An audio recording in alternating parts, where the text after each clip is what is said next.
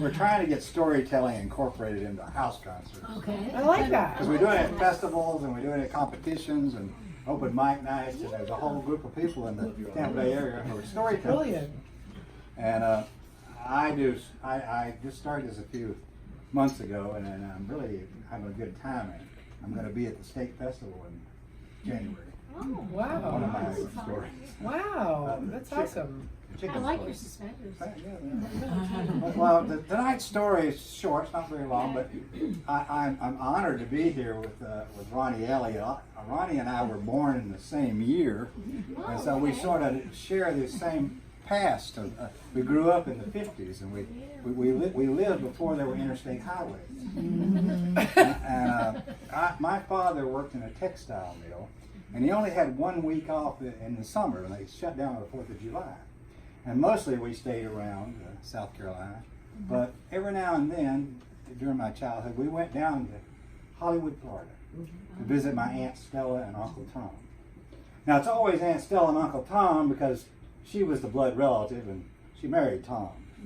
And she was the wild child in my grandmother's family. She wore stockings and put on lipstick, danced in public. And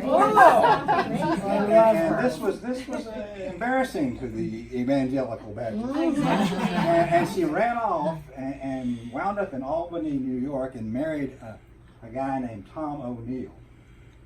He was an Irish Catholic. A Catholic. Oh my God. Anyway, needless to say, she was sort of an outcast in that part of the family. But this was before I came along, and when I was a little kid, she had already retired with Uncle Tom down into Fort Lauderdale, Hollywood, Florida. Sorry, Hollywood, Florida, which was quite a distance from Greenville, South Carolina. And I liked her. She was really feisty and a lot of fun. And they come to visit us in the summertime, and they would bring us all these great gifts, like an alligator back scratcher and orange blossom perfume, and a crucifix made out of shells. Wonderful gifts from us. And we would go down once in a while to see them. But see, they were retired, so they had plenty of time. We only had that week. Right. And remember, this is 1960, so there's no interstate highway.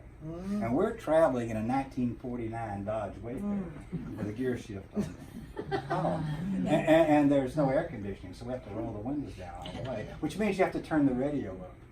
And then my mother and father are yelling at each other because she's the GPS. She has a Texaco road. Not that he pays any attention to it. And the great thing about it is, there's no seatbelts in a 49 Dodge Wayfarer. It's just one long bench seat. And my sister and I, we would just bounce around in the back, and we played this game where we counted cows.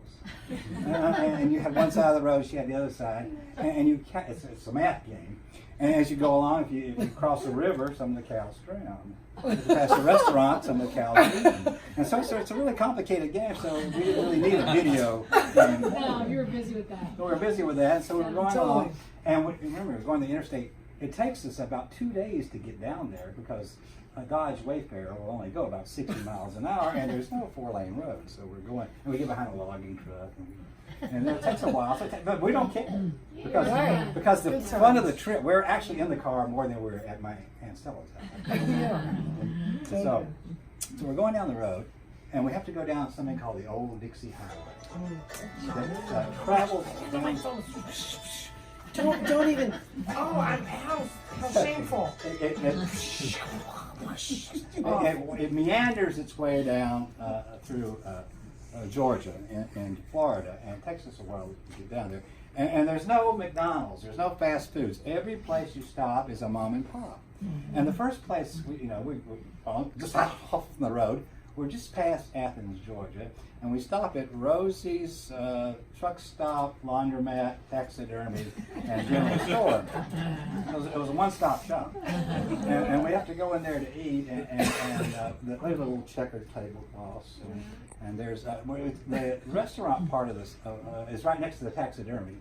So there's a squirrel looking at you, and a bobcat, and a fox, because some people didn't actually pick up their taxidermy items, and so they were used as decorations, and we're going to get hamburgers and everything. And our waitress is coming over, and her name is Lenora, because we keep her name tag. Now I have to explain something about my father and my mother. My father is a short man, and he's balding, but he's about 35 years old when this is taking place, and he's quite a character. He's quite a flirt. And my mother would always say, well, it's all right because it's like a dog chasing a car. What would he do if he caught it? And so Lenora's coming up, and she's young, and she's attractive, and my father's got a twinkle in his eye.